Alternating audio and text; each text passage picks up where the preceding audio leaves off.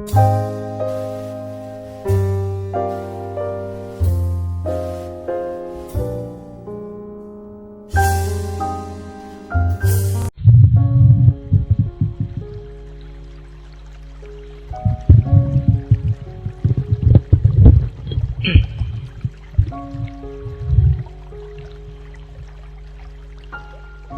bismillah. Assalamualaikum warahmatullahi wabarakatuh. Bismillahirrahmanirrahim. Alhamdulillahirabbil alamin. Wa bihi nasta'inu ala umurid dunya waddin. Allahumma shalli wa sallim wa barik ala habibina wa syafi'ina Sayyidina wa maulana Muhammadin wa ala alihi wa ashabihi wa man tabi'ahum bi ihsanin ila yaumiddin. Amma ba'du. Bismillah, kita lanjutkan ngaji kita seri ke 100 piromo 3 2 102. Biasanya kalau sudah semakin lama amal baik itu terus jadi bosen, rasanya jadi mulai hilang. Kayak kamu tahajud itu, awal-awal tahajud itu kamu bisa nangis-nangis, wah nggak pernah tahajud.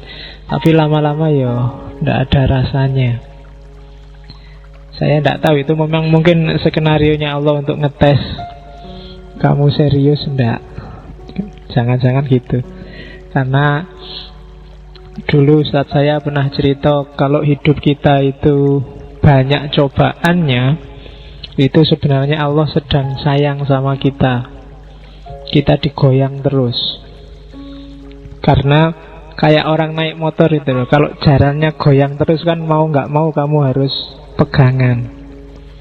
Ketika kamu sering digoyang, sebenarnya Allah ingin kamu cepat-cepat pegangan padanya. Ya, jadi goyangannya semakin seru, berarti itu isyarat bahwa kamu pegangan, jangan cul-culan. Kalau kamu cul-culan nanti jatuh, karena jalannya banyak gelombang. Jadi bagi yang hidupnya sumpek, tenang aja, berarti Allah sayang sama kamu. Bagi yang hidupnya senang, berarti Allah lebih sayang lagi karena kamu dikasih senang. Oke. Rasa bosen, rasa jenuh itu normal. Ya nggak cuma kalian, kadang-kadang saya juga harus. Kamu kan enak tinggal duduk ketawa-ketawa dengerin. Saya seminggu sekali harus siap bahan untuk ngasih sesuatu pada kalian. Meskipun biasanya tak puter-puter aja sekitar situ yang pernah saya sampaikan. Jadi bosen, jenuh itu normal, tapi tetaplah pada khitohmu masing-masing. Saya sebisa mungkin menghindari sumbermu bosen dan jenuh. Itu yang bikin saya sering bilang ngaji ini tidak ada targetnya apa-apa. Karena begitu kamu matok target, kalau targetnya nggak kena, kamu akan kecewa. Kalau targetnya sudah kena, biasanya kamu selesai, nggak ingin melanjutkan. Maka saya bilang nggak ada targetnya, kita jalan aja.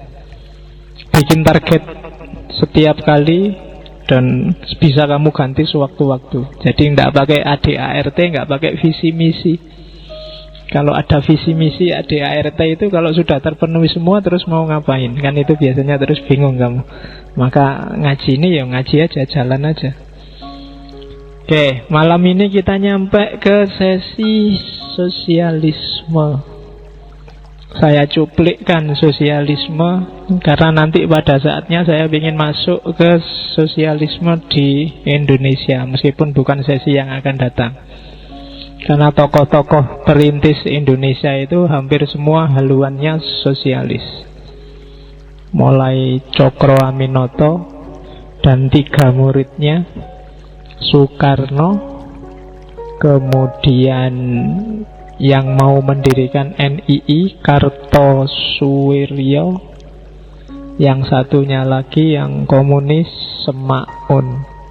3 orang. Nah, jadi alirannya sosialis. Kalau Kartosuwiryo itu agak ngomong umat itu ya nama lain dari keberpihakan pada sosial, pada masyarakat. Cuma kalau umat kan masyarakatnya Muslim. Bahkan nanti Haji Agus Salim itu waktu debat sama Semaun Tan Malaka bilang sebenarnya Nabi Muhammad itu ratusan tahun yang lalu juga sudah berfatwa, sudah berperilaku sebagai seorang sosialis. Nanti pada gilirannya kita masuk ke sana. Cuma ini untuk pengantar, saya harus ngomong, kalian kenal dulu apa itu sosialisme. Oke, bismillah ya, dimulai. Yang pertama perhatikan itu, semoga tulisannya bisa terbaca. Saya harus pakai kacamata karena sudah mendapat kelebihan dari Allah. Ya, plus itu kan lebih. Jadi coba perhatikan ideologi dunia hari ini. Itu saya mainnya ideologi dari kiri ke kanan.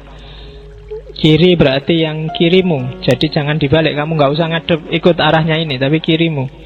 Jadi ada extreme left, left, center, tengah-tengah yang moderat.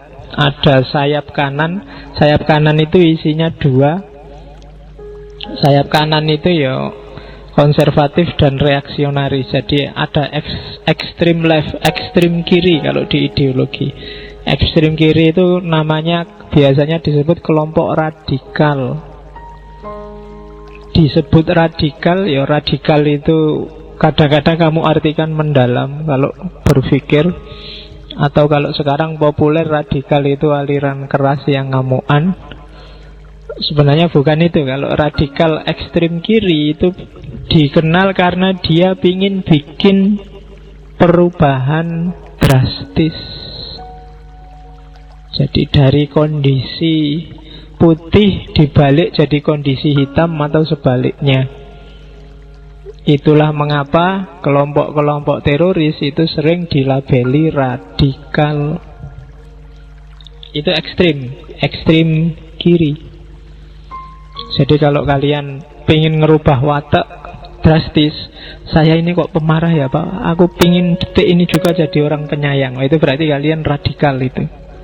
Apa ya iso kan ngono. Dari ngamuan terus jadi ya bisa sebentar, tapi terus besok mesti balik lagi ke aslinya. Saya kok dosanya banyak Pak, saya mau puasa Senin Kemis tahajud. Iya bisa, paling seminggu 2 minggu, habis itu ya kembali ke habitatnya. Nah, itu radikal namanya. Makanya kadang-kadang gerakannya gerakan-gerakan ekstrim, karena dia ingin mengubah situasi secara drastis. Jangan salah, nanti komunisme ada di situ. Terus agak lembut dikit, sama-sama kiri. Kelompoknya namanya liberal. Ini kalau bagi mahasiswa sosial politik pasti kenal. Kalau liberal itu ingin ngubah tapi tidak drastis, hanya beberapa aspek saja. Atau perubahan secara gradual. Itu biasanya liberal. Termasuk kalau kalian pernah dengar Islam yang liberal. Meskipun liberal, dia pasti ada hal-hal tertentu yang dia pertahankan sebagai identitas keislaman, bukan perubahan drastis. Nah, yang tengah-tengah itu namanya moderat. Moderat nggak usah saya jelaskan, berarti dia perubahan tapi dikit-dikit menyesuaikan dengan perubahan situasi. Lihat-lihat kondisi, lihat-lihat konteksnya. Kelompok kiri itu biasanya suka dengan isu-isu, dengan nilai-nilai yang ditulis kecil-kecil di bawah itu: human right, hak asasi manusia, egalitarianisme, kesetaraan, kemudian personal liberty, kebebasan individual, dan yang terakhir internasionalisme, cara berpikir global. Tidak suka yang lokal-lokal. Nah, itu kiri biasanya. Termasuk kalau kalian pernah dengar Islam kiri. Nah, itu juga isu-isu yang diangkat itu. Atau saya tidak tahu kira-kira Masjid Sudirman ini termasuk masjid kiri atau masjid kanan. Nah, ya kalian hitung sendiri ya, diidentifikasi sendiri. Kampus UIN itu kampus kiri atau kampus kanan? Kalau kanan nanti ada yang ekstrim, ada yang biasa. Kalau yang biasa namanya kelompok konservatif.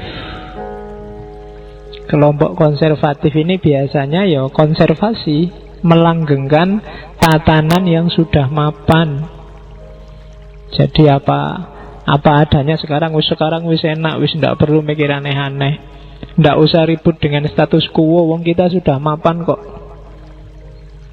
Kita harus mempertahankan apa yang kita miliki. Itu biasanya kelompok-kelompok konservatif.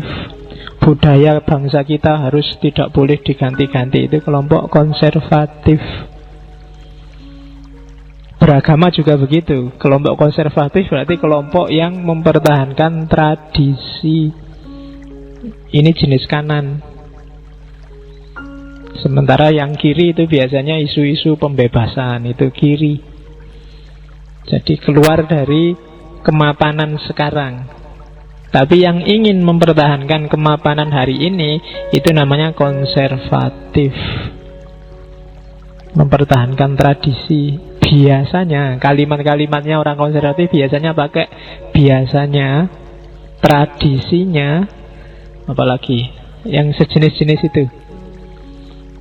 Biasanya begini kok Pak, itu berarti kamu konservatif. Oke, Pak, kalau ngaji itu ya biasanya ustadznya pakai kopiah, putih-putih bajunya, santrinya juga begitu, sunnahnya begitu Pak, sarungan, syukur-syukur bajunya juga baju koko, warnanya putih. Nah itu biasanya begitu Pak. Kalau kayak gini ya namanya bukan ngaji Pak, ngaji itu Pak. Itu cara berpikir konservatif, konservasi. Jadi apapun yang terjadi harus dipertahankan. Ya kayak konservasi alam itu kan. Manusia harus mati-matian mempertahankan habitat, misalnya binatang tertentu yang harusnya sudah punah, dipertahankan biar nggak punah. Itu namanya kan dikonservasi. Dihalang-halangi dari perubahan. Itu namanya konservasi. Makanya kadang-kadang orang-orang tua itu kan kamu sebut kelompok konservatif kuno. Biasanya kamu menyebutnya itu. Nah, padahal konservatif itu belum ekstrim. Ada yang lebih ekstrim lagi, yaitu ekstrim kanan. Namanya kelompok reaksionaris. Kelompok reaksioner. Kalau kelompok reaksioner itu tidak sekedar mempertahankan yang sekarang, tapi memimpikan masa lalu. Jadi kamu memimpikan indahnya hidup di masa lalu. Itu reaksioner. Ya kayak tulisan tentang Pak Harto di bak-baknya truk itu kan. Itu sebenarnya gaya reaksioner. Piye kabare le? Penak zamanku toh, itu reaksioner. Membayangkan masa lalu yang indah. Beberapa kelompok yang ingin hidup kayak zaman Nabi lagi, itu reaksioner. Nggak sekedar masa kini tradisi harus dipertahankan, tapi kita harus mengikuti sunnahnya nenek moyang. Itu reaksioner. Meskipun nggak relevan, sekarang nggak pas, harus kita hidup-hidupkan lagi. Nah itu kelompok reaksioner. Misalnya sekarang kok orang pakai baju nggak ada yang peduli dengan tradisi ya. Kita harusnya ikut tradisi nenek moyang, pakai baju itu ya. Terus yang Jogja wajib hari Kemis misalnya pakai baju tradisional. Nah kan ada yang kayak gitu. Terus pegawai-pegawai Pemda, Pemkot itu terus podo pakai blangkon, pakai jarit. Nah itu kalau membacanya hanya tradisi yang dipertahankan, itu konservatif. Tapi kalau dibalik itu ada ambisi untuk menghidupkan lagi masa lalu yang jaya, itu reaksioner. Jadi bedanya di situ. Atau yang Jawa Timur ingin niru seragamnya Mojopahit. Kalau seragamnya Mojopahit zaman dulu hanya pakai bawah, dadanya bukaan, ndak ada atasannya. Ya, modelnya ISIS. Jadi karena memang justru ISIS itu yang sesuai untuk budaya Indonesia. Karena Indonesia udaranya lembab, bukan ISIS organisasi itu. ISIS maksudnya yang bukaan. Untuk hawa yang lembab tropis kayak Indonesia itu lebih nyaman bajumu kamu buka, biar keringatnya nggak mengendap. Nanti orang Jawa menyebutnya keringat buntet. Jadi hakikatnya kostum kayak jubah itu tidak sesuai untuk hawa tropis. Karena kamu bisa pening. Kalau nggak percaya besok kamu seharian pakai jubah, nanti sumuknya luar biasa. Iya, coba aja kalau nggak percaya. Kita memang kultur sebelum ada Islam juga di Arab orang pakai kostum jubah karena memang geografinya begitu. Kalau geografinya Indonesia malah kamu jangan banyak pakai baju yang berlapis-lapis. Syukur-syukur kamu buka atasannya. Ya, jadi agak terbuka. Ya cuma karena kamu sejak kecil sudah dibiasakan pakai baju, ya akhirnya kamu jadi ringkih. Orang zaman dulu gagah-gagah, dibuka bajunya kelihatan gagah. Tapi kalau kamu dibuka ya kewalik, six pack-nya ada di punggung. Jadi nggak jadi di depan. Oke, isu-isunya biasanya property rights, kepemilikan pribadi, elitisme. Jadi kelompok-kelompok elit, ningrat, bangsawan, feodal. Kalau di Islam ya elit, rohaniawan, ulama, wali, kiai, otoritarianisme, yang punya otoritas, dan nasionalisme, kebangsaan, kebudayaan, tradisi. Itu isu-isu kanan. Jadi ini mode ideologi dunia hari ini. Ada ideologi-ideologi kiri, ideologi-ideologi kanan. Manifestasi ideologinya nanti semacam ini. Lagi-lagi kiri dan kanan. Ekstrem kiri itu ada komunisme. Komunisme itu ekstrim, pengen ngubah situasi mendadak dari kondisi kapitalis jadi kondisi kesetaraan. Itu kan drastis, ekstrim. Kebalikannya komunisme, kalau komunisme tekanannya pada masyarakat kebersamaan, anarkisme sama-sama ekstrim. Individualisme mutlak sama sosialisme mutlak. Itu ekstrim. Lebih lembut daripada komunisme ada sosialisme. Kalau sosialisme ini sama tekanannya pada masyarakat, tapi tidak sedrastis komunisme. Nanti kita lihat. Terus ada yang lebih moderat, center, yang tengah, liberalisme. Liberalisme ini disebut moderat karena dia bisa ke kanan, bisa ke kiri. Silahkan manusia membaca kondisinya masing-masing, memutuskan dan memilih sesuai idealnya sendiri. Kemarin kita sudah liberalisme sudah. Itu termasuk moderat. Nah, di kanan tadi ada konservativisme sama yang ekstrim. Kalau ideologi nanti lahir namanya fasisme. Contohnya dulu di Italia ada Mussolini. Nanti kapan kita akan ketemu sesi kemarin yang saya janjikan, tapi tidak tahu kapan ya, tentang kepala negara yang punya ideologi khusus. Kan ada Mussolini dengan fasisme, ada Soekarno dengan marxisme, ada Hitler dengan nazisme. Next time. Pokoknya temanya masih banyak, jangan panjang. Kamu inget-inget aja entah ketemunya kapan. Sak moodnya yang ngomong. Jadi Bedanya di mana kanan sama kiri? Semakin ke kiri, semakin fokus pada perubahan sosial. Semakin ke kanan, semakin fokus pada kekuasaan otoritas. Bedanya di situ. Jadi maka komunisme itu kan kelihatan drastis sekali, ingin ngubah tatanan sosial. Sementara fasisme itu kelihatan mati-matian mempertahankan kekuasaan negara. Konservatisme mempertahankan kemapanan. Sosialisme melakukan perubahan sosial meskipun tidak sedrastis komunisme. Kalau anarkisme melakukan perubahan sosial tapi secara individual.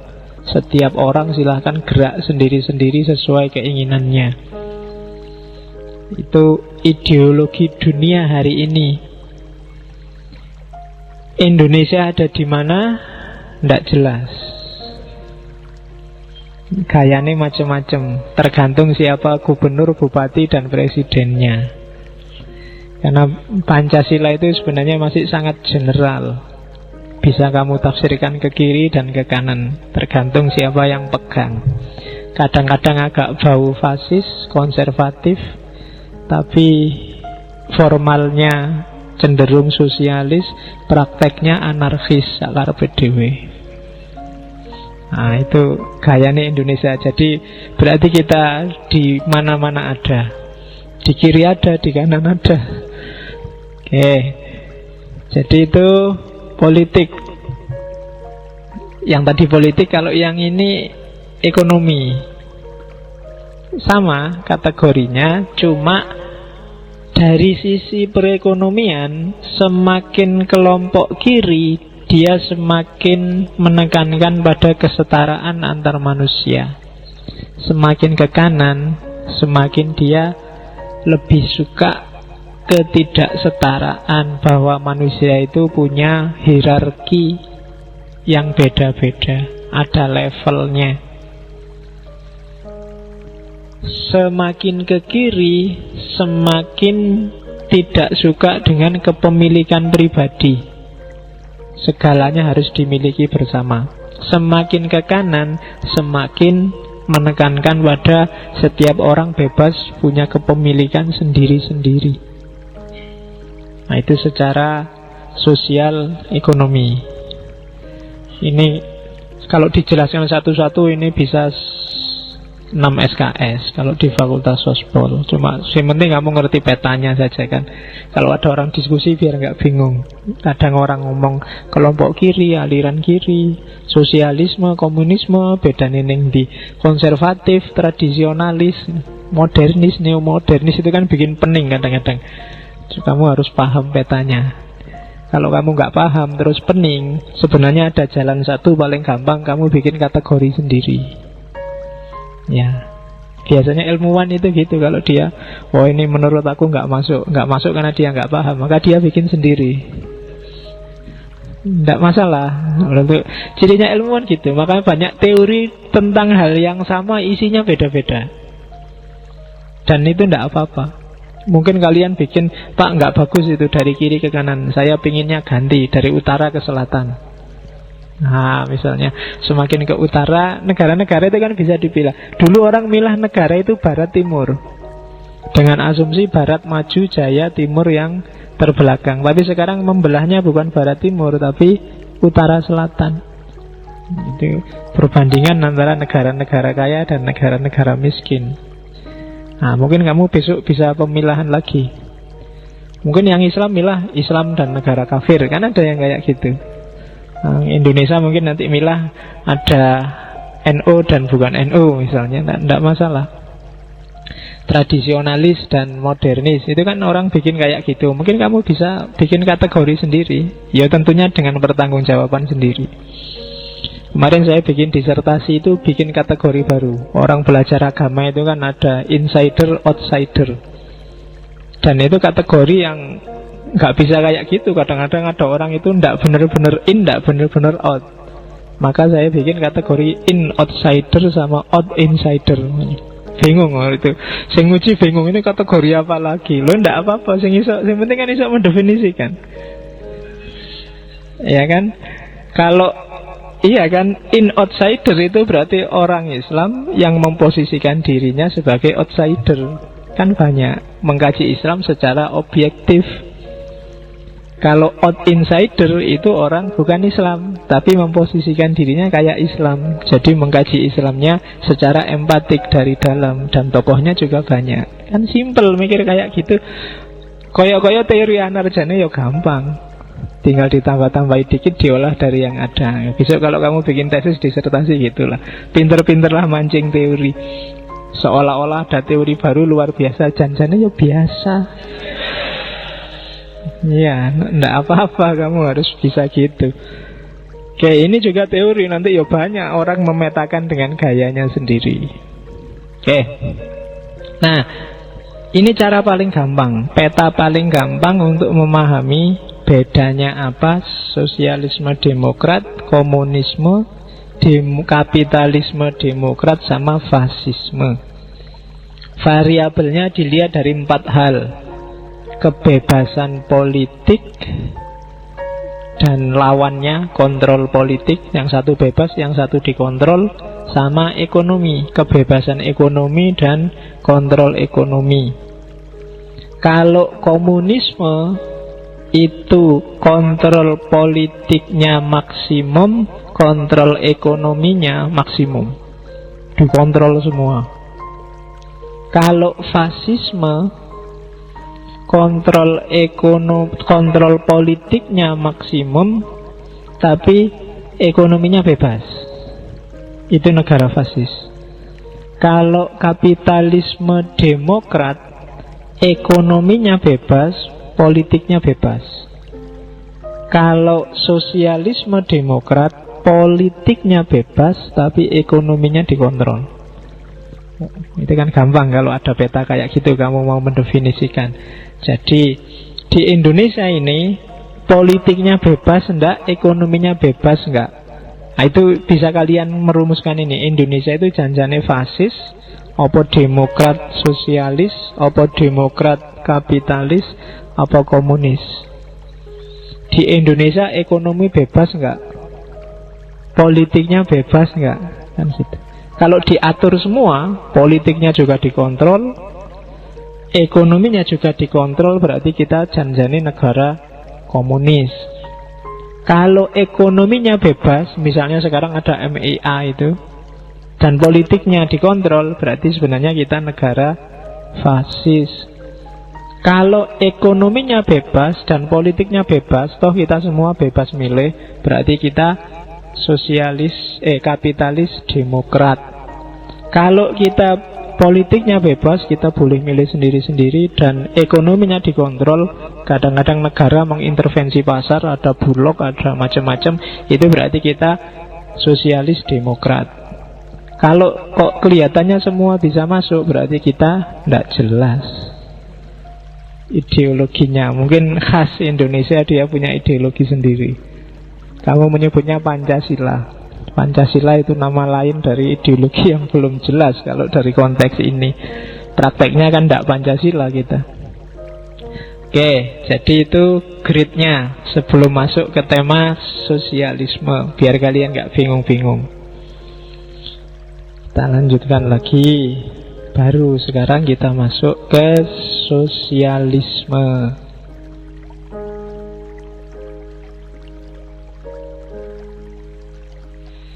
Yang belum ngambil minum silahkan ngambil, tidak apa-apa. Kita sosialis enggak? Ya, tidak usah malu-malu. Oke ya. Bedakan sosialis sama sosialisme. Ini biasa, itu definisi. Semua kemarin liberal, liberalis, liberalisme. Sekuler, sekularis, sekularisme, sekularisasi. Kemarin beda-beda juga. Kalau sosial itu berarti ya masyarakat, komunitas, kelompok.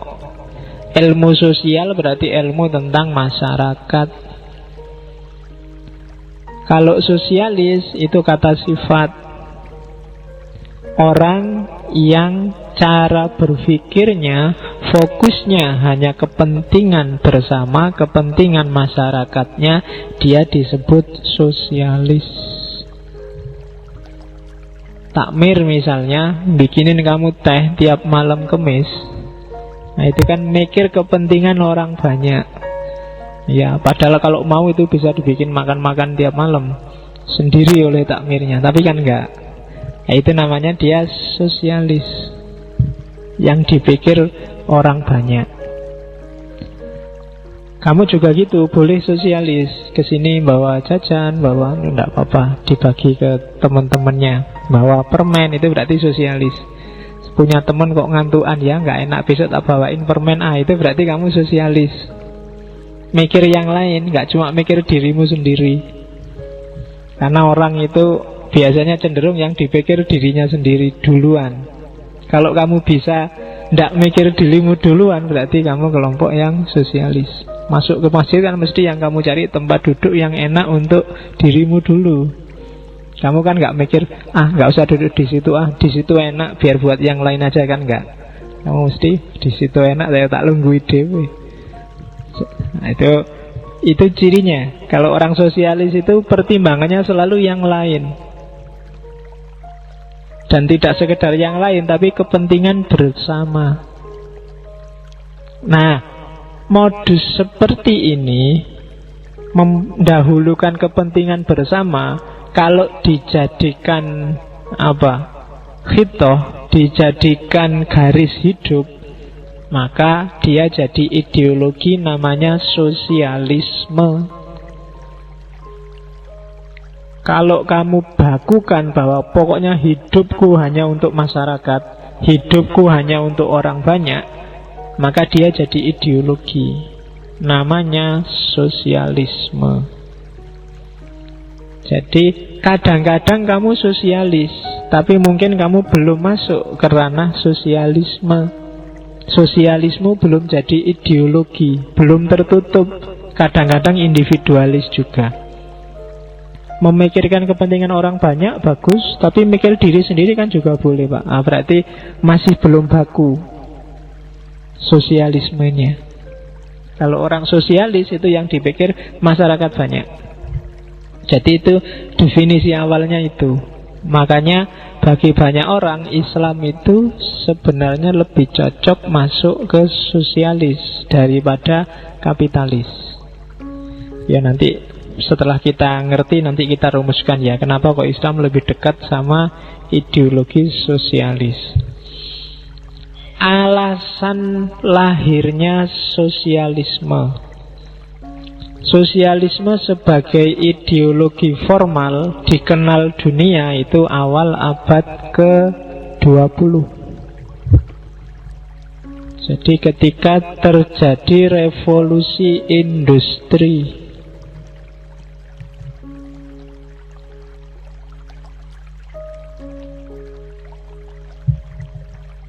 jadi dunia ini kan pas sekitar abad-abad 15-16, hampir semua gayanya kan masih kerajaan-kerajaan, masih monarki. Dari monarki jatuhnya kerajaan-kerajaan secara umum terus melahirkan feodalisme. Jadi orang yang biasanya bangsawan-bangsawan, ketika kerajaannya runtuh kan dia jadinya punya semacam kekuasaan sendiri kecil-kecil di daerahnya masing-masing. Itu nanti jadi cikal bakal kelompok yang namanya borjuis. Orang-orang kaya, tuan-tuan tanah, penguasa-penguasa kecil di daerah-daerah. Di kita namanya tuan tanah, kalau di India namanya takur. Ya kan, kamu biasanya lihat film India itu yang biasanya yang main ya orang itu aja. Terus, nah itu namanya kan takur. Takur itu tuan tanah, dia penguasa tanah. Karena kekayaan paling sip di era-era awal modern itu kan menguasai wilayah yang namanya tanah. Dan lahirnya feodalisme ini nanti diiringi lahirnya kelompok namanya kelompok pekerja. Jadi feodalisme, tuan-tuan tanah ini kan butuh orang yang ngopeni hartanya. Kalau tanah berarti orang yang garap sawahnya, garap lahan pertaniannya. Kalau perkebunan ya di kebunnya. Bahkan Belanda dulu waktu njajah Indonesia kan ya kebanyakan ya bisnisnya di pertanian perkebunan. Ini melahirkan banyak kelas baru namanya kelas pekerja. Kalau sebelumnya apa ndak ada Pak kelas pekerja? Ada sih, cuma tidak se ekstrim era industrialisasi ini. Zaman sebelum era industrialisasi, orang itu ya kerja untuk makan, dia bisa menikmati hasil kerjanya. Karena sumber daya alam itu kan share-nya masih tidak se ekstrim ketika lahir kapitalisme industrialisasi. Jadi simbah-simbahmu dulu sebelum abad 20 mungkin ya dia punya sawah sendiri, digarap sendiri, hasilnya dipakai makan, baru sisanya dijual untuk kepentingan nyari kebutuhan selain makan. Ketika era feodalisme, tanah-tanah dikuasai tuan tanah, akhirnya nenek moyangmu tidak bisa lagi garap sawah sendiri untuk makan. Dia masih garap sawah, tapi dia tidak menikmati hasilnya, karena sawahnya bukan miliknya dia lagi. Yang kerja di pabrik juga begitu. Dari pagi sampai malam sampai sore adanya di pabrik. Itu kan nanti yang dilihat oleh Karl Marx. Berangkat subuh-subuh, pokoknya tidak pernah menikmati matahari, pulangnya sudah maghrib. Yang kerjaannya ngelinting rokok, ya nontoni rokok ngelinting terus. Tidak manusiawi. Manusia jadinya kayak robot. Itu yang dilihat oleh Karl Marx. Ya kayak di Jogja itu kan, tiap pagi orang Bantul berangkat ke Jogja, nanti pulang sore, pagi berangkat, pulang sore. Jadi kayak robot, wajahnya belang setengah. Kan ceritanya begitu. Pagi, jadi kalau orang Bantul wajahnya sebelah kanan mesti hitam, karena pagi berangkat kena matahari sebelah kanan, pulangnya sore, mataharinya sudah di sana, kanannya lagi yang kena. Jadi wajahnya separuh, ya, jadi separuh hitam, separuh putih, karena dia berangkatnya ke sana, pulangnya ke sana, selalu berhadapan dengan matahari sisi kanannya. Nah, itu kelas pekerja, hidupnya susah. Ketika dia menghasilkan karya, yang menikmati kelompok feodal ini, yang punya modal. Dia semakin kaya, kelas pekerjanya semakin sumpek. Itu yang dilihat oleh Karl Marx. Dulu di sesi materialisme historik sudah saya jelaskan bagaimana kondisinya. Jadi kelas pekerja yang miskin terpinggirkan. Bahkan di era-era awal modernitas, penjajahan terjadi di hampir semua dunia ketiga selain Barat. Itu juga masalah besar. Karena ketika lahir model penjajahan, hampir semua di daerah jajahan itu adalah buruhnya, kelas pekerjanya. Dan itu yang terjadi.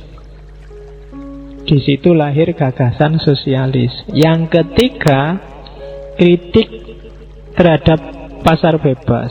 Jadi perputaran ekonomi yang dibiarkan bebas sesuai kapasitas masing-masing orang.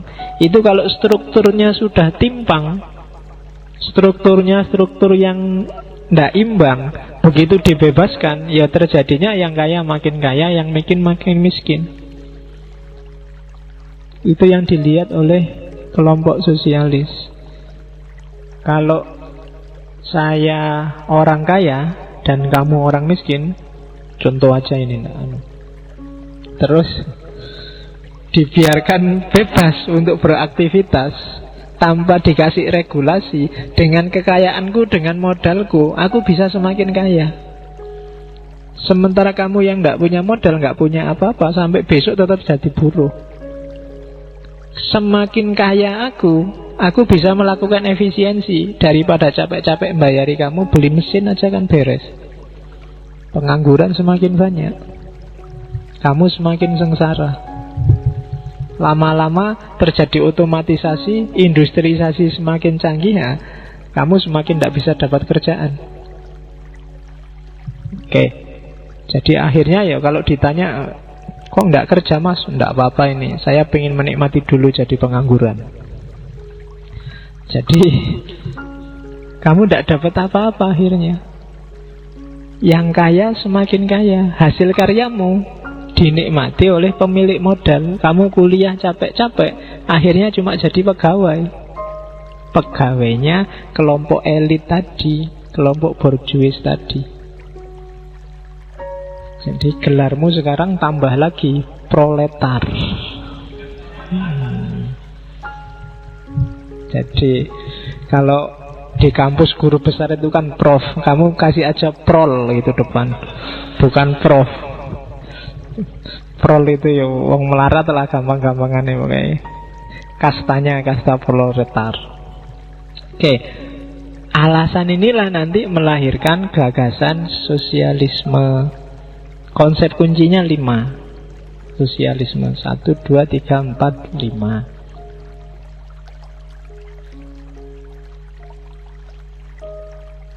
Yang pertama community, komunitas. Jadi yang ada di pikirannya orang-orang sosialis itu kepentingan semuanya, komunitas. Nah, makanya tadi Agus Salim bilang Nabi itu sangat sosialis, karena Nabi bahkan sebelum meninggal yang diperhatikan kan umatnya. Umatku, umatku. Itu komunitas. Jadi bukan kepentingan kelompok, bukan kepentingan individu, tapi kepentingan bersama. Yang kedua, cooperation. Bukan lembaga yang namanya kooperasi ya, maksudnya kerjasama. Jadi sama-sama kerja, cuma tidak untuk kepentingan sendiri, tapi untuk kepentingan bersama. Cooperation itu kalau di bahasa Indonesia mungkin bisa diterjemahkan gotong royong. Saya pernah ditanya, Pak, bahasa Inggrisnya gotong royong itu apa ya Pak? Bingung aku mikirnya, apa ya gotong itu lift, royong itu apa ya? Terus ya mungkin itu live together lah gitu.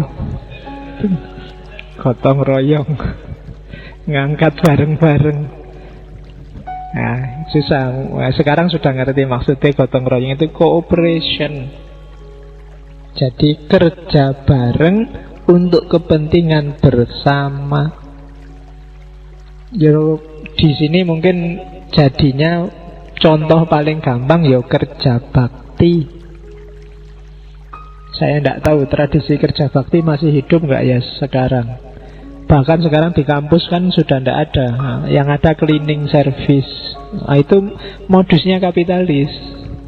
Ada kelompok borjuis yang bayar, kelompok proletar yang dibayar untuk bersih-bersih. Harusnya kampus itu ya mungkin seminggu sekali kerja bakti bareng-bareng. Mungkin tambah rukun dosen sama mahasiswanya. Kalau kamu mau. Kamu mesti kan tidak mau Pak, bayar mahal-mahal suruh kerja bakti. Tapi itu modus untuk kebersamaan sebenarnya. Ya kan, yo dosen dan mahasiswa yo nggak harus ketemu terus di kelas dalam rangka bahas ilmu, bahas filsafat. Ya sekali-sekali di luar. Sekali-sekali mahasiswanya neraktir dosennya nongkrong di angkringan kan tidak apa-apa. Jadi cooperation, kerjasama, keywordnya di situ. Gotong royong, kerja berkarya yang hasilnya untuk kepentingan bersama. Atau ada yang ngopeni biar dia bermanfaat untuk semuanya hasil karyanya. Itu namanya cooperation. Yang ketiga dan empat itu sebenarnya standing, equality dan social class. Equality itu tujuannya, awal kondisinya social class. Di antara keprihatinannya sosialisme itu lahirnya kelas-kelas dalam masyarakat. Ya paling enggak tadi kelas borjuis, kelas proletar itu kan sekat-sekat. Kalau ada temenmu sering bilang, kamu ndak level, nah, berarti ini cara mikirnya rodo kapitalis yang melahirkan kelas sosial.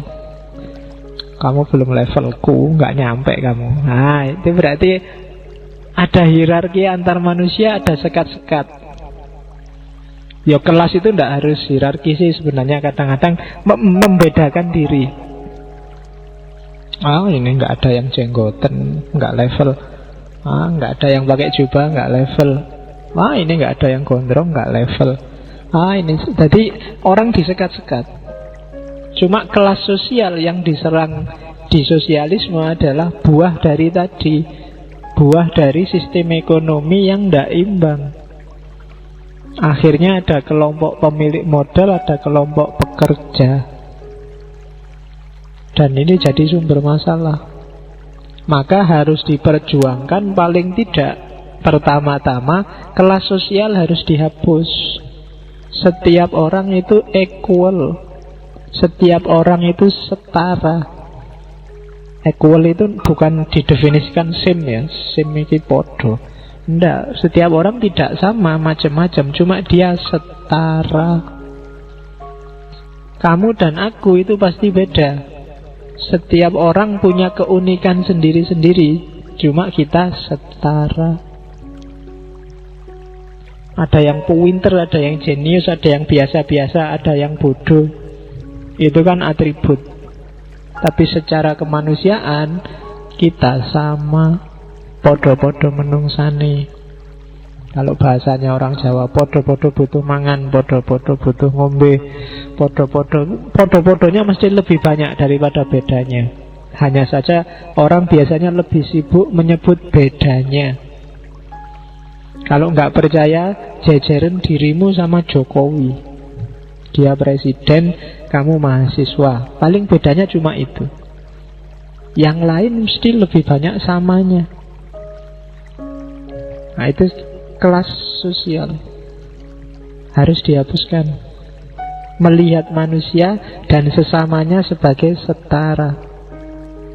Dan yang kelima, sumber masalah yang diserang adalah common ownership. Private ownership sebaiknya dipertimbangkan lagi. Sekarang segalanya dimiliki bersama, dibek bareng-bareng. Jangan dinikmati oleh segelintir orang.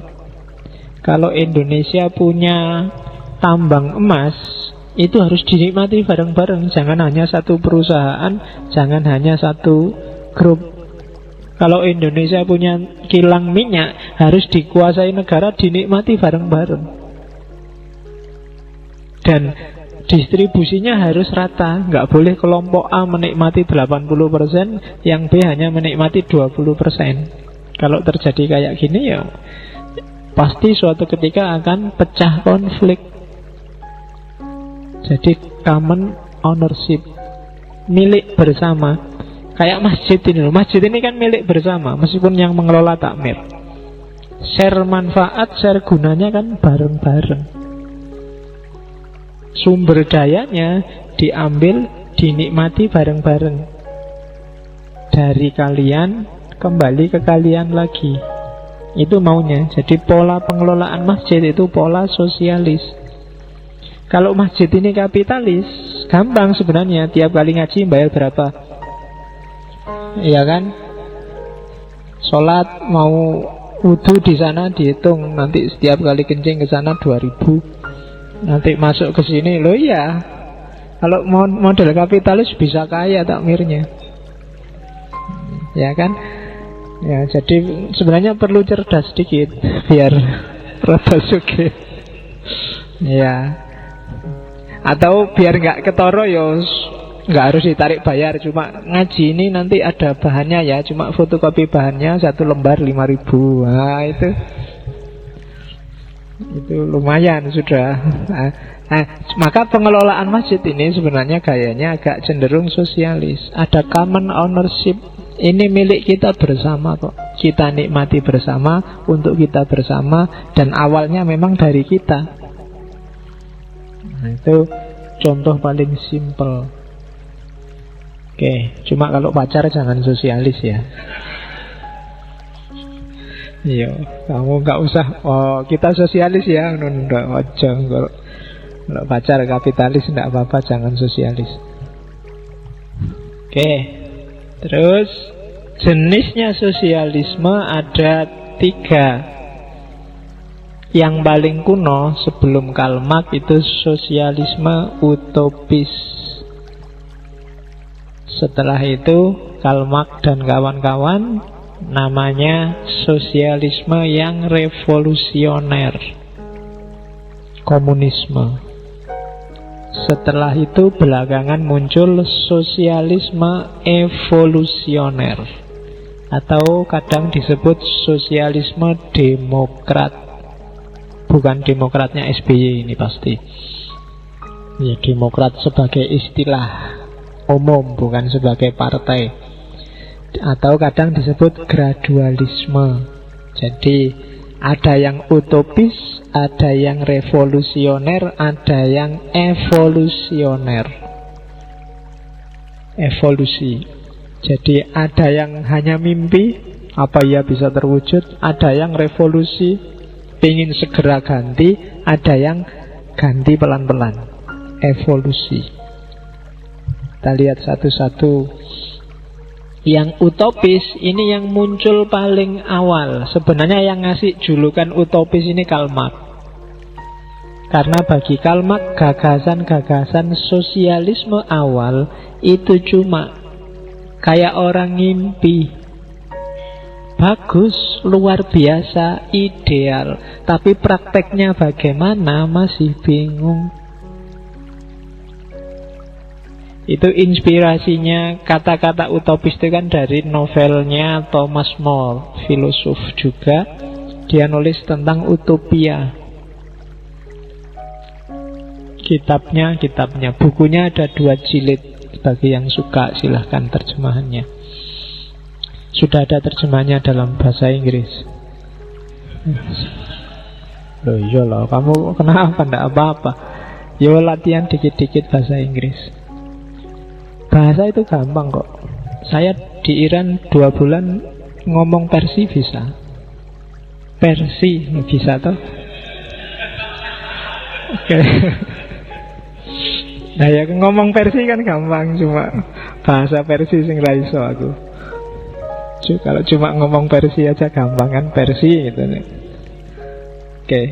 Nah, gambarannya katanya sosialisme utopis itu kan orang ketika lahir kapitalisme, bagaimana kelompok pekerja yang tertindas, terus kan memimpikan gimana ya masyarakat yang setara, tidak ada kemiskinan, tidak ada kejahatan, tidak ada penyakit, nggak ada orang yang saling cuek, semuanya bekerja sama, saling bantu, tidak egois mikir dirinya, tapi saling, itu kan utopis. Iyalah itu bagus, tapi terus piye prakteknya? Ya kayak beberapa teman ya nyuwun sewu yang sering ngomong khilafah.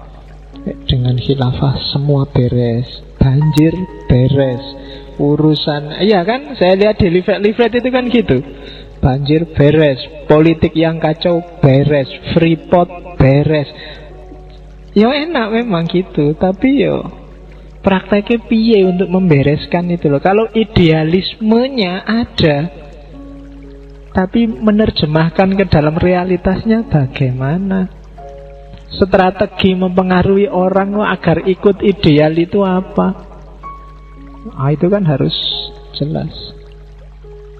Maka oleh Karl Marx, sosialisme awal ini disebut sosialisme utopis. Biasanya yang dikenal sosialisme utopis itu ada Robert Owen, Etienne Cabot, dan Charles Fourier. Robert Owen ini kan yang dikenal dengan kalimat di atas itu. Tidak ada kekurangan, tidak ada kemiskinan, tidak ada kejahatan, tidak ada penyakit.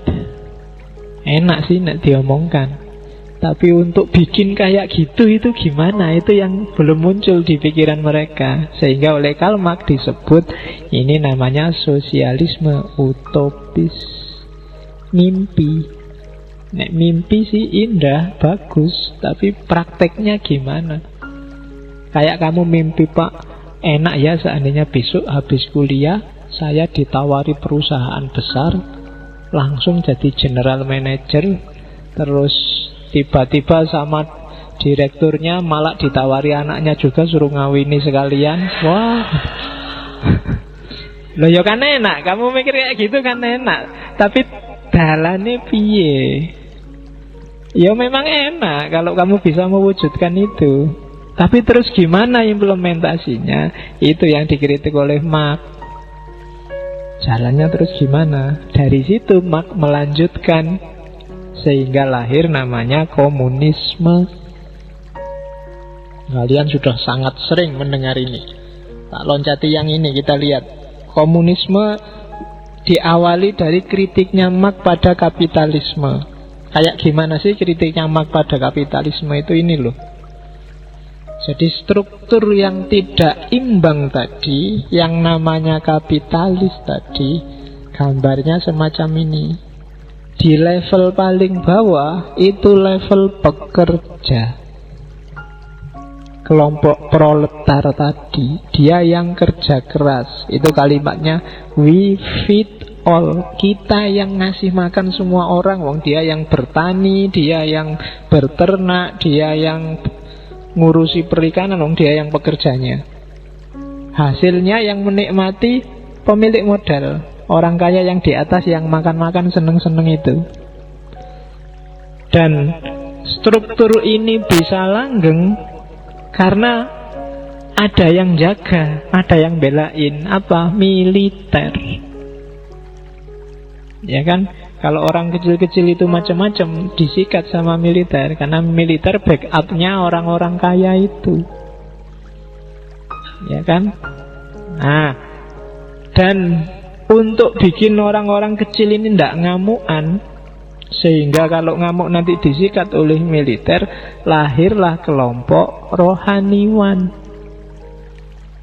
Dialah yang ceramah tiap hari untuk mempertahankan status quo.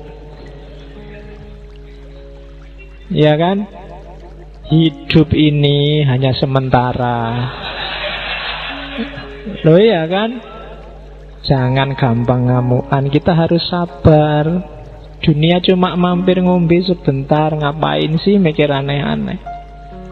Jadi kalau yang militer itu kalimatnya we shoot you, tak tembak kalau kamu macem-macem. Kalau yang rohaniwan kalimatnya we fool you, kamu tak bodoh nih. Jadi kamu tak tipu dengan gayanya. Ya untungnya itu gambarnya bawa salib, karena zaman itu agama Kristen. Kalau gambarin masjid kamu mesti komplain. Jadi orang ditenangkan, orang nggak boleh marah. Ini struktur yang niscaya. Takdirnya Tuhan memang kayak gini, mau diapain lagi. Dunia itu kan penjara bagi kita yang miskin. Besok di akhirat, nah kan gitu. Tenang aja, di akhirat kita akan jaya, kan gitu semboyannya. Nah, sementara semua tatanan ini jadi langgeng karena struktur puncaknya para pemerintah, para penguasa yang kalimatnya we rule you itu, dia yang ngatur sutradaranya. Dan sutradara ini ditopang oleh yang makan-makan seneng-seneng, kelompok borjuis. Karena yang bayar 3 kelompok di atas itu kelompok kedua borjuis itu. Yang beli alat-alat untuk nembak ya kelompok borjuis. Yang memberi sodakoh, memberi infak, jadi donaturnya para rohaniwan dan tempat ibadahnya ya kelompok kedua itu. Dan yang gaji negara uangnya, yang bayari mereka juga kelompok kedua itu. Maka struktur ini jadi langgeng. Ini yang dikritik oleh Karl Marx. Tidak bisa. Kalau dibiarin kayak gini, ya yang sengsara akan sengsara terus. Pendukungnya karena sudah sistemik, berjalan secara teratur semacam ini terus menerus. Nah, oleh karena itu Marx merumuskan kalau gitu kita bikin revolusi. Katanya Karl Marx, perkembangan sosial harus dirancang sedemikian rupa sehingga jadinya semacam ini. Inilah nanti yang disebut teori komunismenya Karl Marx. Oke.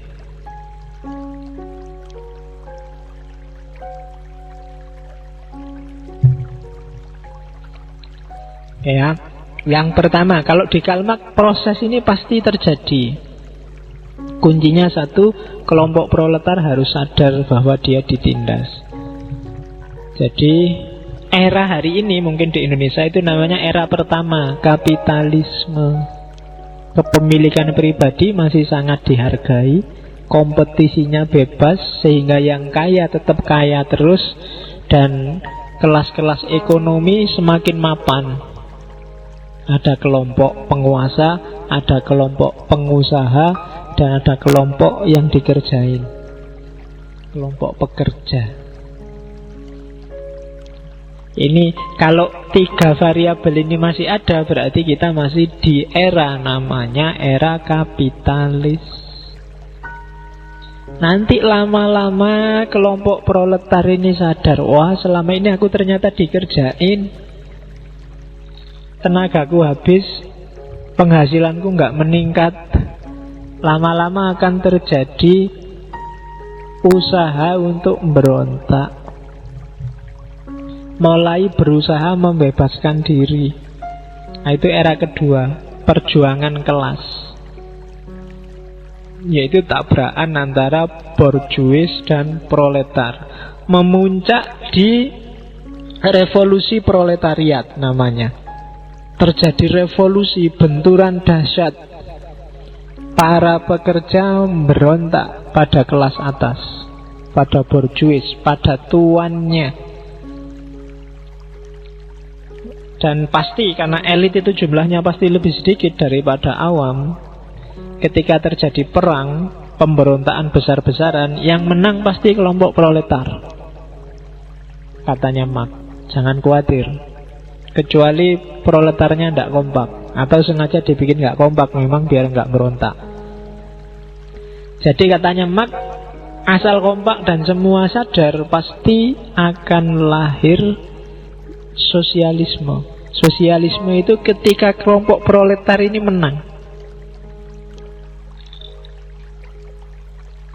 Nah, cuma ketika kelompok proletar ini menang di awal, di kelompok masyarakat sosialis ini, yang terjadi adalah, kalau bahasanya Marx, diktatoriat, kediktatoran kelompok yang menang, kediktatoran kelompok proletar.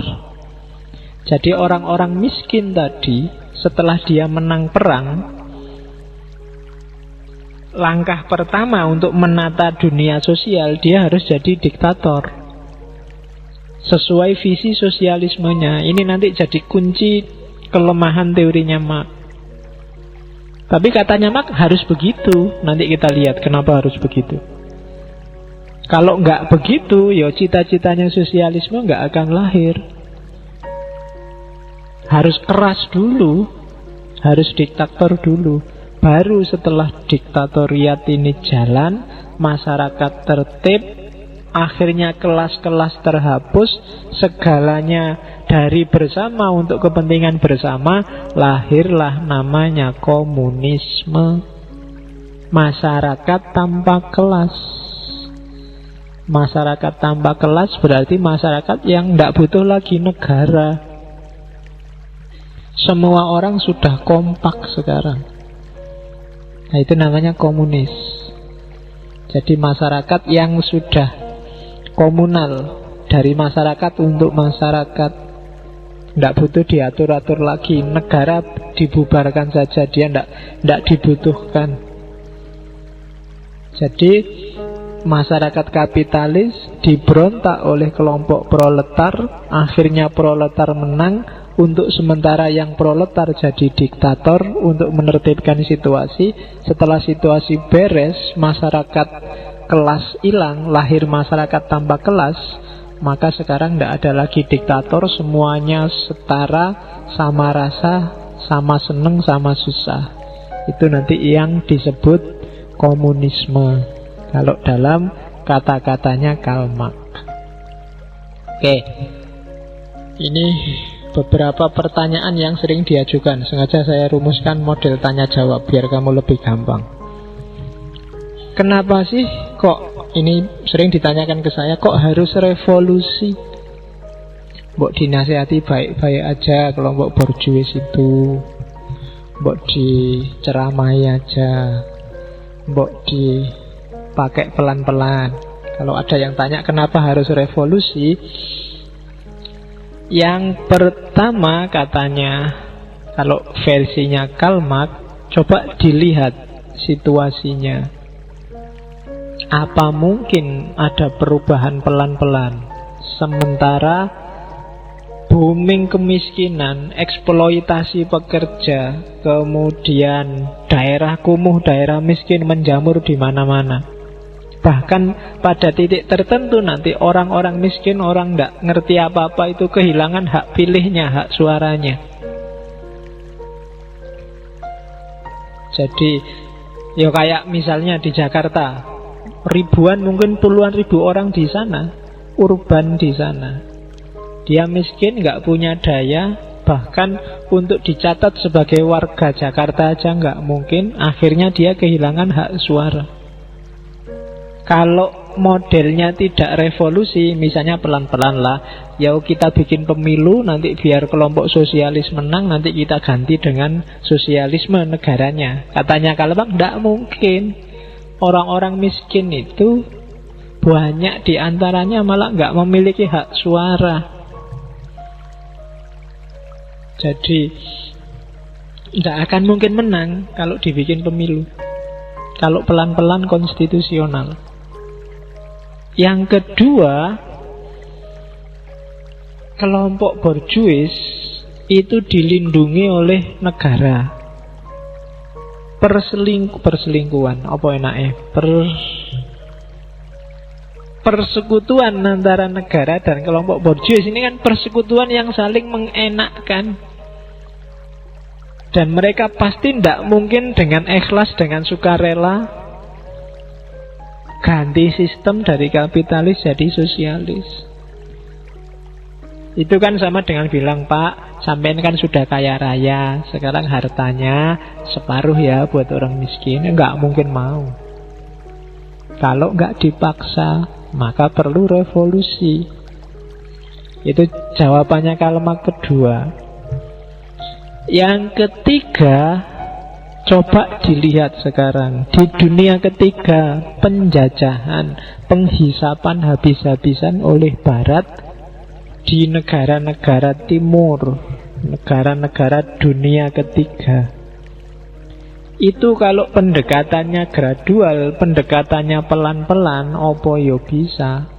Opo yo mau Belanda kamu datangi terus kamu nasihati, wahai Belanda, jangan menghisap rakyat Indonesia, itu dosa. Loh iya kan, mengingatkan begitu, apa yo gelem mereka secara gradual. Mbok yo kamu agak kasihan, enggak mungkin bisa. Satu-satunya cara ya revolusi.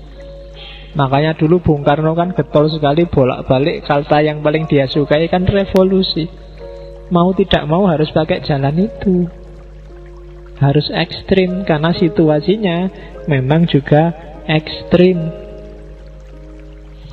Oke, ya dan yang terakhir ya kayak saya bilang tadi, sebagai yang punya kepentingan dan sedang menang, nggak mungkin kelompok borjuis itu menyerahkan kenyamanan, kesenangannya pada kelompok proletar. Jadi dengan dasar ini, maka katanya Karl Marx, ya harus revolusi memang. Tidak bisa hanya evolusi. Kalau evolusi, tidak akan jalan, tidak akan mau. Oke, terus pertanyaan kedua yang tadi, kenapa kok harus diktatorship? Harus setelah menang kelompok sosialis ini, kenapa kok harus menindas? Mbok yo jangan kayak gitu, itu namanya balas dendam. Katanya Karl Marx, enggak begitu. Maksudnya bukan balas dendam, dia harus diktatorship untuk menghindari munculnya counter revolusi. Kalau enggak keras, kelompok borjuis ini bisa menggalang kekuatan lagi. Dia harus dilumpuhkan. Itu katanya Karl Marx. Jadi untuk menciptakan masyarakat egaliter, ya karena memang sudah mengakar, ya harus dipaksa, harus agak diktator, harus dirampas hartanya untuk orang banyak, antara lain itu. Jadi kenapa harus diktator? Ya biar nggak muncul counter revolusi. Terus yaitu kayak katanya Mao Zedong itu kan, power grows out of the barrel of a gun. Kekuasaan, kekuatan akan muncul dari barel, dari khazanah, dari satu barel itu kan yang sak tong, sak drum senjata. Kalau tanpa kekuatan senjata, tidak akan mau mereka, harus dipaksa. Wong semua modal, semua kekayaan ada di mereka, sekarang mau dibagi, itu kalau mereka normal mesti nolak. Kalau masih punya kekuatan, dia akan bikin counter revolusi. Untuk menghindari itu, harus agak diktatorship di era-era awal, untuk menata yang selama ini sudah mengakar. Maka kebanyakan, ya kayak di Rusia, di Cina itu, ketika terjadi revolusi di awal, biasanya keras, militeristik, dengan tujuan biar tidak bikin counter revolusi, biar tidak balik lagi ke tatanan yang lama. Itu pertanyaan kedua. Oke, sampai di situ kelihatan bagus, masuk akal. Sekarang kita lihat, ini juga sering ditanyakan pada saya, di mana kelemahannya Karl Marx? Oke ya, yang pertama, enggak apa-apa wis, ini modelnya tanya jawab biar lebih gampang. Kan kalian tidak ada sesi tanya jawab, tak tanya-tanya sendiri, tak jawab-jawab dewe. Oke.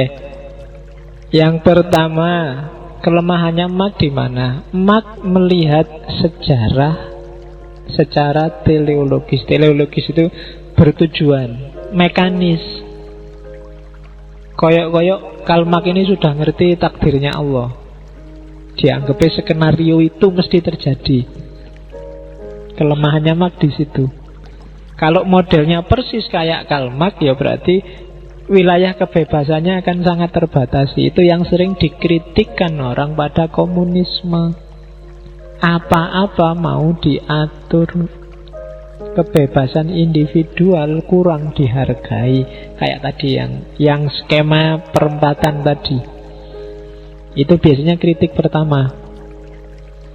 Ya mungkin kalian pernah lihat hari ini, contohnya Korea Utara misalnya. Itu kan banyak sekali aturan-aturan. Bahkan saya lihat di mana ya, baca di mana, di Korea Utara itu model rambut untuk perempuan hanya dibatasi 5. Jadi nggak boleh, nggak kayak Korea Selatan. Korea Selatan kan habis-habisan kalau mode itu. Kalau di Korea Utara hanya cuma 5. Mungkin ada yang kuncir kuda, ada yang sebahu, ada yang cuma 5. Jadi kalau jangan berani-berani keluar rumah dengan model rambut yang alternatif, kamu bisa ditangkap. Jadi apa-apa diatur. Nonton TV kalau ketahuan, nonton drama Korea, itu kalau ketahuan kamu bisa ditangkap polisi, bisa diinterogasi. Padahal kamu tiap hari nonton drama Korea. Itu tidak boleh. Jadi banyak sekali aturan-aturan. Ya memang visinya menyeragamkan untuk kepentingan bersama. Korbannya kebebasan individual. Jadi ya Kalau nggak percaya ya kamu berangkat ke sana sendiri, coba dirasakan ya. Itu padahal negara tetangga antara Korea Selatan, Korea Utara. Rekreasilah ke Korea Selatan, nanti nyebranglah ke Korea Utara kalau boleh. Jadi ya di perbatasan aja rasanya sudah jauh. Jadi yang satu sangat bebas, sangat liberal, yang satu sangat ketat. Kan cerita-ceritanya kan banyak, pembelot-pembelot itu kan hukumannya mengerikan. Kalau pakai teorinya Marx harus diktatorship kayak gitu kan, iya. Kalau ndak kayak gitu, visinya sosialisme ndak akan bisa diterapkan. Yang kedua, ya diktatorship tadi. Yang ketiga, ada kritik pada Karl Marx, antara lain dari Lenin. Lenin ini melanjutkan Karl Marx, tapi dia punya Leninisme. Kalau katanya Lenin, untuk bisa lahir revolusi, semua kelompok pekerja harus sadar dan kompak, seperti saya bilang tadi. Tapi mereka, kelompok pekerja ini, orang-orang yang kebanyakan tidak terpelajar. Kebanyakan orang biasa, disuruh mikir ndaki-ndaki berat, nggak bisa.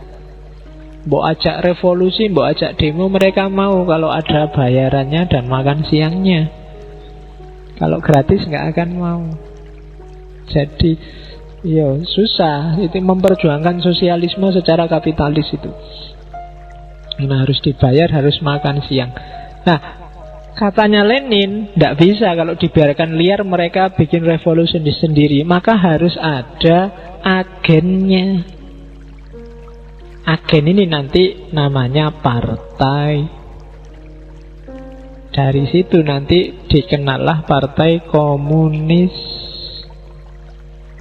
Jadi gagasan lahirnya Partai Komunis diawali dari Lenin. Jadi ini untuk menyadarkan para pekerja. Pekerja itu kan cita-citanya nomor satu paling besar kan naik gaji. Dia ndak mikir gimana caranya merebut kekuasaan, ndak. Yang penting gajinya mundak wis seneng. Coba kamu lihat demonya pekerja di Indonesia aja, demonya buruh itu kan paling lah nuntut naik gaji. Ndak nuntut macam-macam dia. Ndak butuh sistemnya kapitalis atau sosialis, peduli amat, yang penting bayaran mundak. Ya kan cuma itu. Kalau jadi katanya Lenin tidak bisa mereka dibiarin sadar sendiri terus berontak, itu tidak mungkin. Maka harus ada agen, harus ada yang menunjukkan mereka, kamu dieksploitasi loh, jangan diem aja. Dan itu tugasnya partai. Nanti kalau memang sudah terwujud sistem komunis yang sempurna, partai boleh bubar.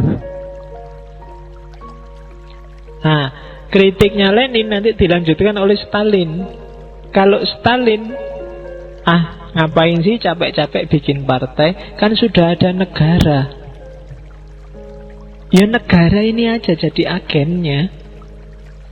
Negara ini aja yang diktatorship dan ngatur sehingga masyarakat berkembang, melakukan transformasi ke arah sosialis.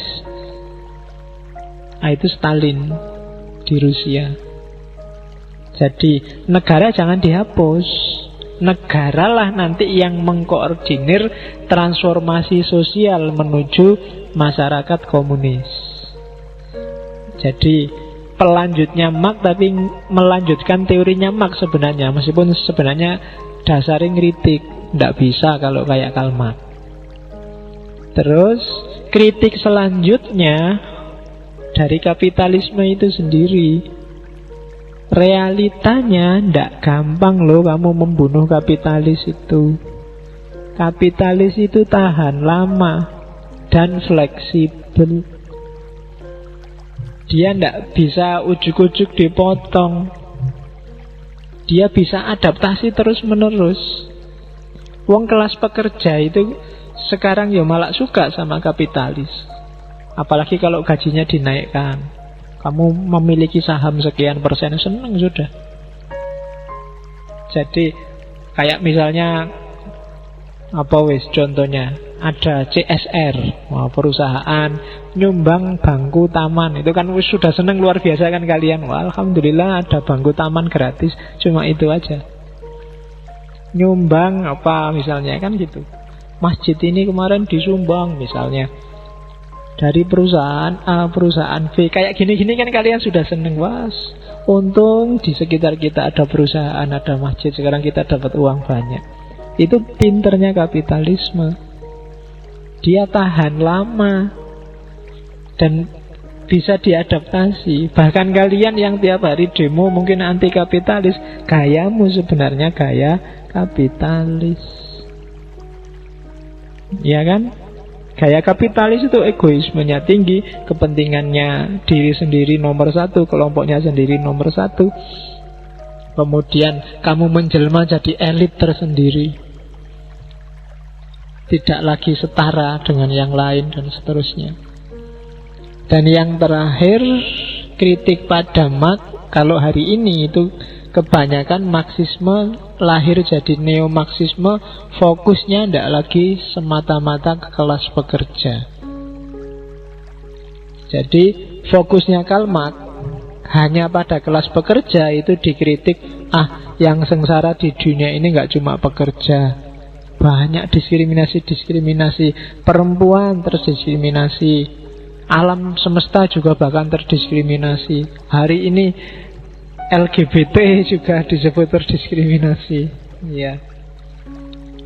Jadi itu juga harus dibela. Ngapain cuma fokus pekerja? Kan sekarang itu yang terjadi. Sebenarnya itu teorinya pakai Marx, tapi tidak semata-mata Marx. Objeknya nggak cuma untuk pekerja. Emansipasi wanita, feminisme itu kebanyakan pakai Marxisme.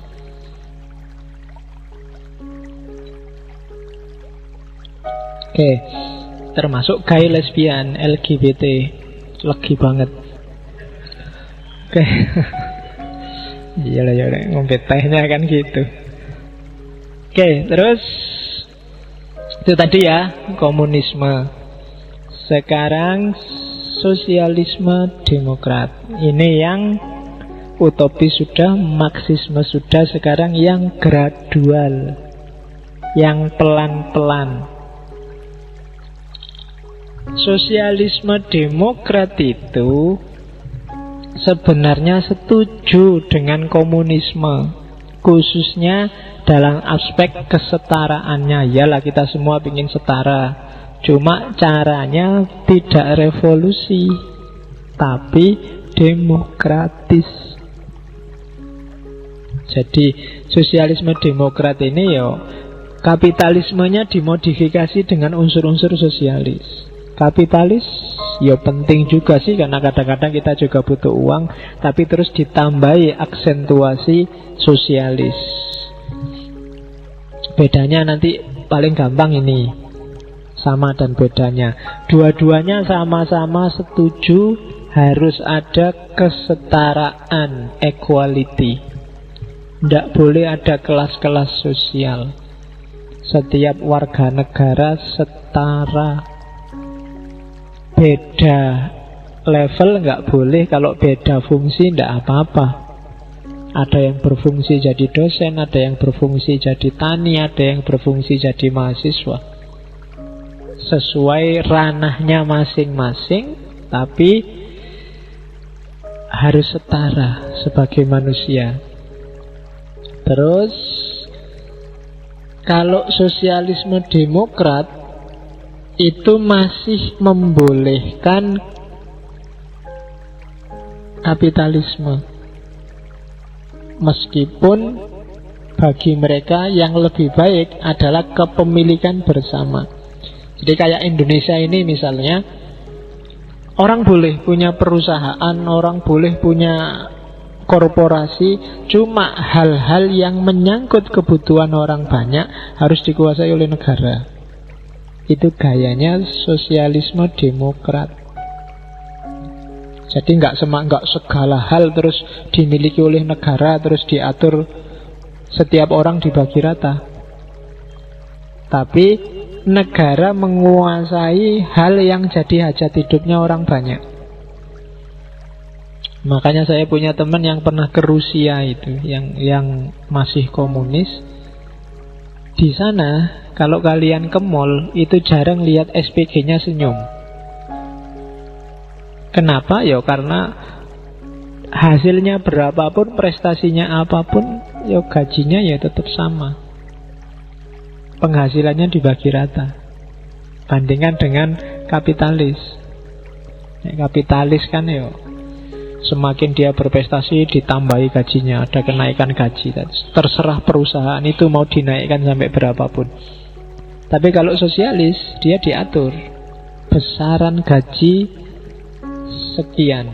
Semua negara, dan yang ngatur negara. Apa-apa yang ngatur negara.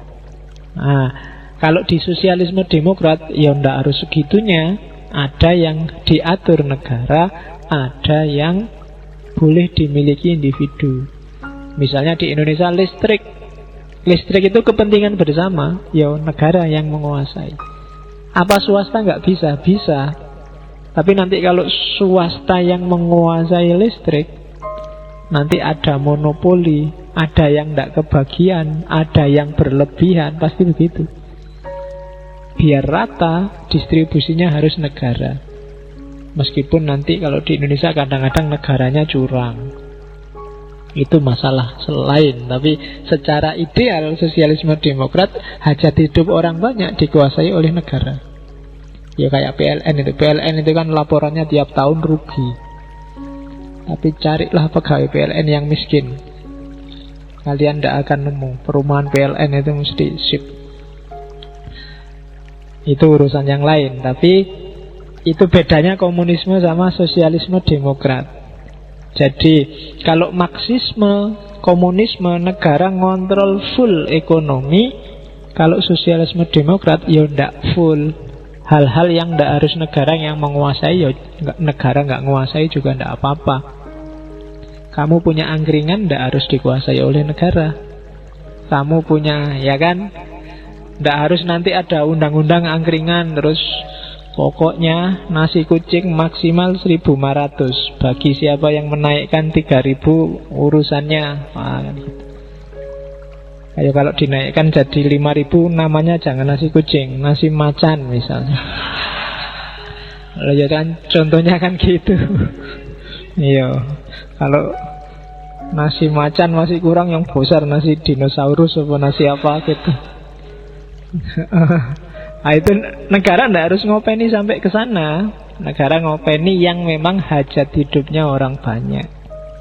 Jadi tidak harus ngopeni nasi kucing, tapi negara harus ngopeni harga padi misalnya. Padi kan hajat hidupnya orang banyak. Oke. Dan juga negara juga harus ngatur misalnya ya harus ada yang nanam padi. Karena padi hajat hidupnya orang banyak, maka para petani harus dikasih keistimewaan tertentu. Itu gaya sosialisme demokrat. Kalau gaya liberal, gaya individual, ya terserah orang tani mau nanam apa. Se-Indonesia nanam telo semua juga tidak masalah. Se-Indonesia nanam itu nanti masalah. Maka negara harus ikut intervensi dalam hal yang jadi hajat hidupnya orang banyak. Sekarang kita lihat ada pertanyaan-pertanyaan. Kenapa muncul gagasan sosialisme demokrat? Mbok ikut Karl Marx aja kan sudah bagus. Yang pertama, di barat ini khususnya, semakin lama orang-orang barat termasuk pekerjanya itu semakin derajat hidupnya naik, semakin makmur. Ketika orang semakin makmur, yang terjadi apa? Deradikalisasi. Tidak jadi ngamuan. Jadi diajak revolusi males, wong sudah makmur, sudah enak, mau apa? Jadi mari kita revolusi, kita kalahkan. Ngapain revolusi segala? IP ku sudah bagus, duitku banyak, sudah ada jaminan setelah ini kerja, ya sudah, tidak akan bisa diajak revolusi. Di barat juga begitu. Terjadi semula kan radikalisasi, pekerja-pekerja ngamuk karena disiksa oleh perusahaan-perusahaan. Tapi begitu oleh perusahaan gaji naik, Dikasih tunjangan mobil, dikasih tunjangan rumah, dikasih, ya sudah makmur. Mau nyari yang kayak gimana sih? Mau hidup sudah tentrem kok. Diradikalisasi. Sebenarnya cara paling gampang diradikalisasi itu semacam ini. Bahkan mungkin diradikalisasi agama juga mungkin ini.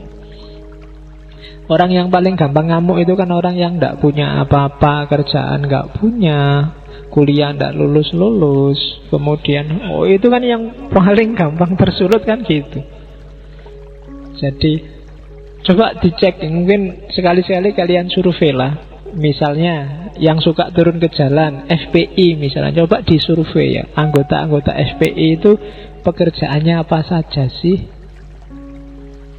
Ya kan? Berapa persen yang sibuk? Misalnya kalau ada yang sibuk punya perusahaan, punya bisnis, saya nggak yakin bisa ikut ngerutuk-ngerutuk itu.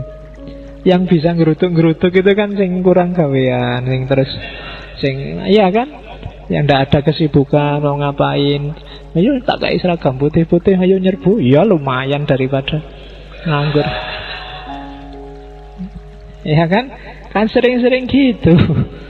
Maka obatnya jangan dinasehati, kamu diceramai, dikasih dalil, dikasih ayat, peduli amat sama mereka. Untuk menderadikalisasi, kasih modal, mas, bisnis yuk. Mas, nggak jadi FPI nanti. Mereka sibuk ngopeni bisnisnya, ya kan? Yang jomblo-jomblo kasih pacar, kasih istri, sibuk ngopeni pacari mesti. Lagi asik saya mau nyerbu di SMS pacari, mas anterin dong, nggak jadi. Ya kan? Loh ya kan, itu deradikalisasi juga. Jadi kasih istri yang banyak itu wis nggak jadi radikal sudah. Sumpek mikir keluarganya. Loh, itu yang terjadi. Itu yang bikin orang ganti arah. Iyalah, sosialisme penting, masyarakat setara penting, cuma ya jangan revolusi lah, nanti rusak-rusakan. Ini sudah makmur ini, punya rumah, punya mobil. Ya nanti kita usahakan pelan-pelan, lewat pemilu, lewat anu. Jadi lahirnya evolusionisme. Terus yang kedua ya tadi, ketika mereka makmur kan, mereka juga jadi aktor sekarang. Yang kemarin jadi objek, sekarang dia jadi subjek ekonomi.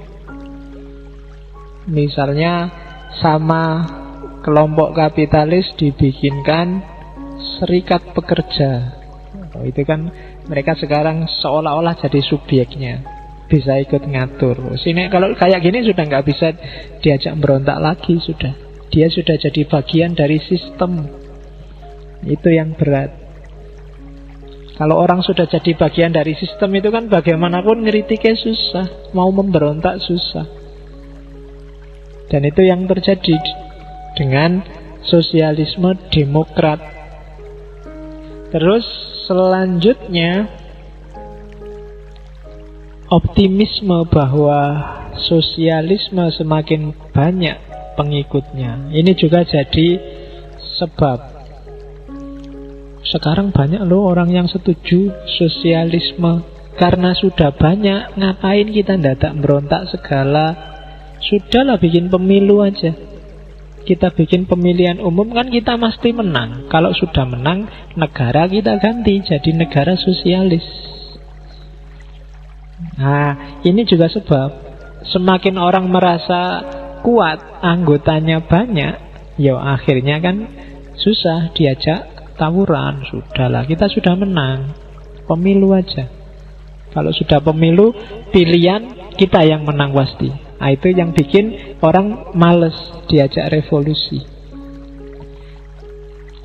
Selanjutnya ada lagi yang menganggap bahwa kayak saya bilang tadi, harusnya jangan dilawan, kita sama-sama manusia. Saling memahamkan aja deh, dialog. Pahamkan orang-orang elit itu, kelompok borjuis itu, bahwa sistem sosialis ini lebih menguntungkan banyak orang.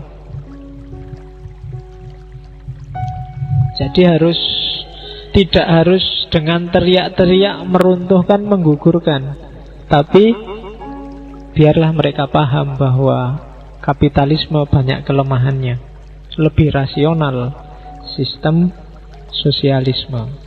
Nah, dari situ terus lahir sosialisme demokrat. Terus cuma beberapa negara yang menerapkan sosialisme demokrat ternyata juga gagal. Komunisme kan bangkrut habis-habisan tahun 80-an. Uni Soviet hancur. Bahkan Cina yang dikenal komunis sekarang kan penguasa kapitalisme dunia. HP-mu aja Cina, laptopmu Cina, padahal itu. Jadi kenapa kok mereka gagal? Ada alasannya. Yang pertama, semakin banyak anggota, kemudian diputuskan untuk tanding secara fair dalam pemilu, resikonya apa? Ketika pemilu kan fokusnya sekarang nyari anggota sebanyak-banyaknya. Ketika harus nyari anggota sebanyak-banyaknya, seringkali yang dilakukan apa? Kompromi-kompromi. Ketika kompromi-kompromi dilakukan, biasanya terus idealnya mulai luntur. Dulu bikin partai Islam, kita tegakkan keislaman di Indonesia ini. Tapi begitu loh, kok kita jumlahnya sedikit, kita promosi yang banyak.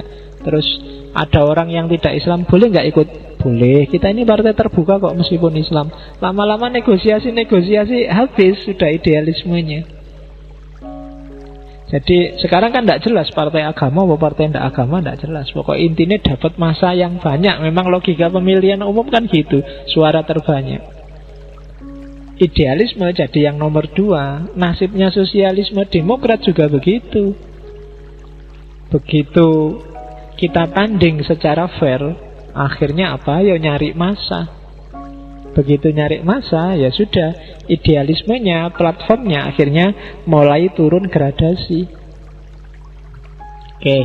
Terus yang kedua, kelompok pekerja, saya bilang tadi, mulai banyak yang mapan. Dan mereka nggak peduli lagi sama ideologi. Bagi mereka, orang yang mapan itu kan pinginnya cuma satu, status quo. Wis koyong ini wae, rasa mikir neko-neko, nggak usah aneh-aneh. Nah, itu kan status quo yang dicita-citakan. Ketika memimpikan status quo, ya sudah, tidak akan ada perubahan dari kapitalisme ke sosialisme. Terus yang ketiga, kenapa sosialisme demokrat gagal? Karena kapitalisme itu pinter.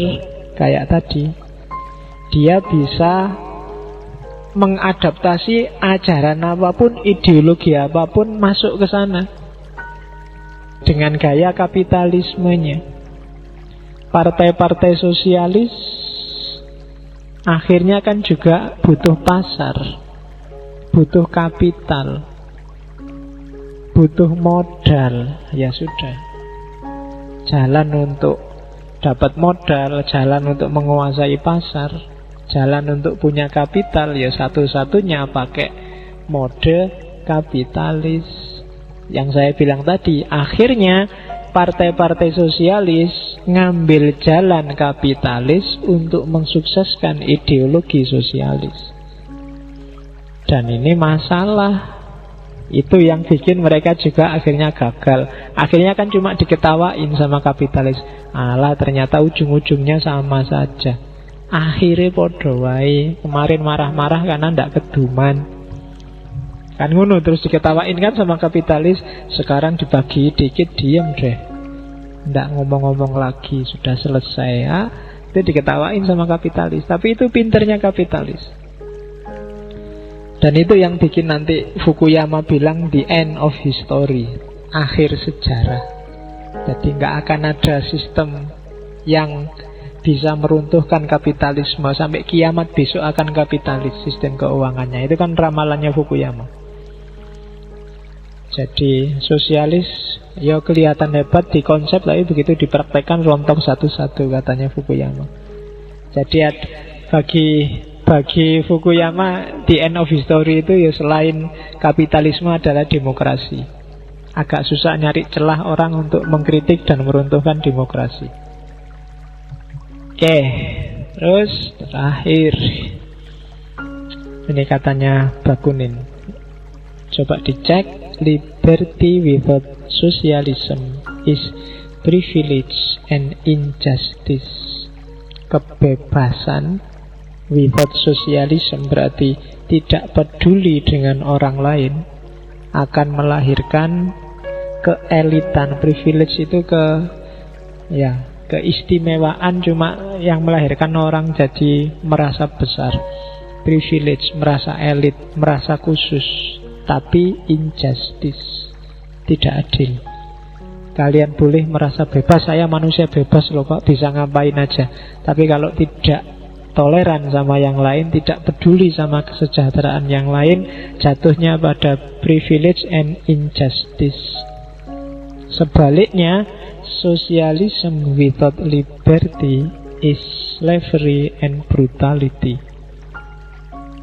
Ya kan, menimbang mikir orang lain tapi tidak memberi kebebasan, itu sama dengan perbudakan dan kebrutalan.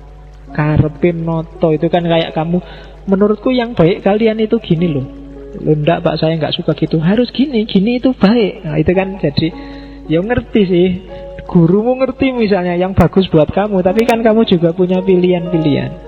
Nah, kelemahannya sosialis itu biasanya semua orang mau dipilihkan yang baik menurut dia. Berarti apa? Sosialisme without liberty, lahirnya slavery, orang dipaksa harus ikut.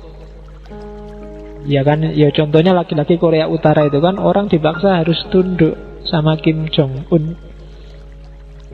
Kalau enggak, dianggap jelek, disiksa, dieksekusi. Jadi socialism without liberty is slavery and brutality. Ini ada juga, to be a socialist is to submit the I to the who. Socialism is sacrificing the individual to the whole. Jadi menjadi sosialis itu berarti memposisikan I pada you. Jadi cara berpikir empatik, jangan egois, itu berarti sosialis. Ekstrimnya sacrificing individual to the whole, mengorbankan kepentingan diri sendiri untuk kepentingan masyarakat banyak, semuanya. Nah itu sosialis. Ya nanti orang yang gayanya kayak gini dan mematok dirinya kayak gini namanya sosialisme. Whoever was not a socialist in youth will be a scoundrel in his old age. Jos Clemenceau.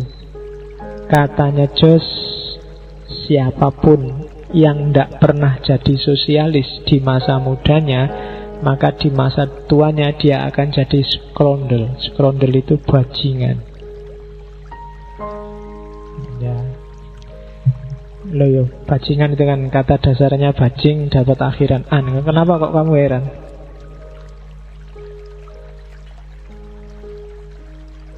Ya scoundrel itu.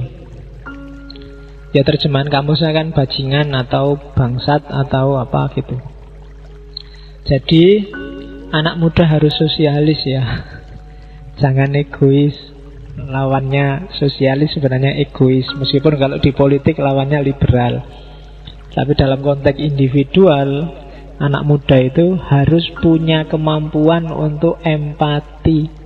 Kalau enggak, nanti kalau kamu tua, kamu akan jadi bajingan. Ingin menangi dewe, merasa dirinya yang paling besar, yang paling tinggi, jadi orang sombong. Maka harus bisa dan mampu menimbang yang lain. Apalagi kamu muslim. Yang akan datang, tidak tahu sesi kapan kita akan ngomong bagaimana sosialisme dalam Islam. Banyak sekali hadis konotasinya sosialis.